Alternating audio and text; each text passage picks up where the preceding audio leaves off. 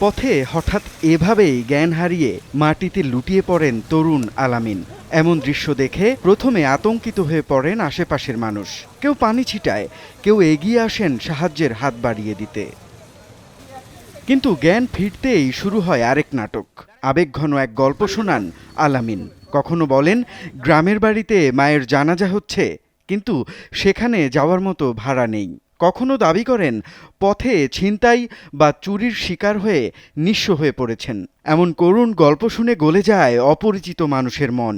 বাসের সিটে বসি, মহিলার পাশে বসি, পরে অজ্ঞান হয়ে যায়। ওনারা দয়া মায়া করে, যার সামর্থ্য তারা একটু সহযোগিতা করে। এ নিয়ে বাস 4-5টা বাসে আমরা অভিনয় করি। যেমন আপনার কুড়ির বিশ্ব রোড, উত্তরা এয়ারপোর্ট, তারপর আপনার বাইপেল, চান্দরিয়া, রত্তানি, নবীনগর, সাভার, এদিকে।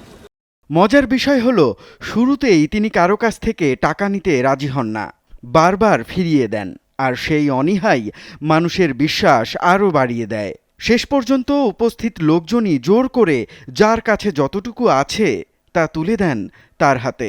পরিস্থিতি ভেদে এক একটি ঘটনাস্থল থেকেই তিনি সংগ্রহ করেন 2 থেকে 5,000 টাকা, কখনো তার চেয়েও বেশি।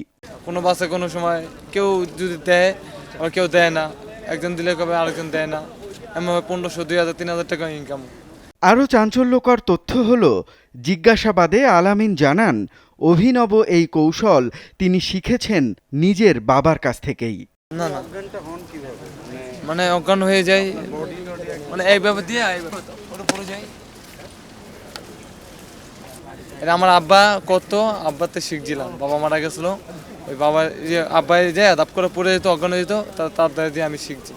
রাজধানীতে চলন্ত বাসে এমন প্রতারণার শিকার হওয়া এক যাত্রী জানালেন কিভাবে আল আমিনের অভিনয়ে বিশ্বাস করে তিনিও টাকা দিয়েছিলেন। কুর্মিটোল আসার আগে এই লোক মানে সে সেম যে অ্যাক্টিংটা এটা করা শুরু করছে। সবাই আতঙ্কিত হয়ে যায়, বাসের ভিতর যারা থাকে এরে নিয়ে ধরাপড়া করা শুরু করে দেয়, পানি ছিটানো শুরু করে দেয়।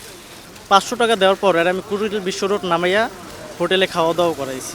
এমন প্রতারণা নতুন নয়। প্রতিদিনই দেশের কোথাও না কোথাও মানুষের সহানুভূতি আর আবেগকে পুঁজি করে ফাঁদ পাতে প্রতারকেরা। ফলে সত্যিকারের অসহায় মানুষও অনেক সময় প্রয়োজনের মুহূর্তে সাহায্য থেকে বঞ্চিত হন, কারণ মানুষ এখন সহজে কাউকে বিশ্বাস করতে ভয় পায়।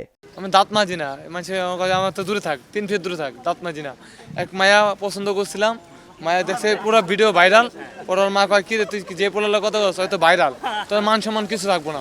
এ নিয়ে কোনো মায়া সম্বন্ধে আয় না, সব গেছে গা। তা আমি বলছিলাম ভুল তোমার ছিল, তুমি বুঝতে পারোনি, রাগ আমারও ছিল, দেখাইনি।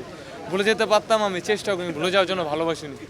তাই বিশেষজ্ঞদের পরামর্শ, মানবিকতা হারিয়ে না ফেলেও সাহায্য করার আগে যতটা সম্ভব ঘটনার সত্যতা যাচাই করা উচিত। সামান্য সতর্কতাই হতে পারে এমন প্রতারণা ঠেকানোর সবচেয়ে কার্যকর উপায়।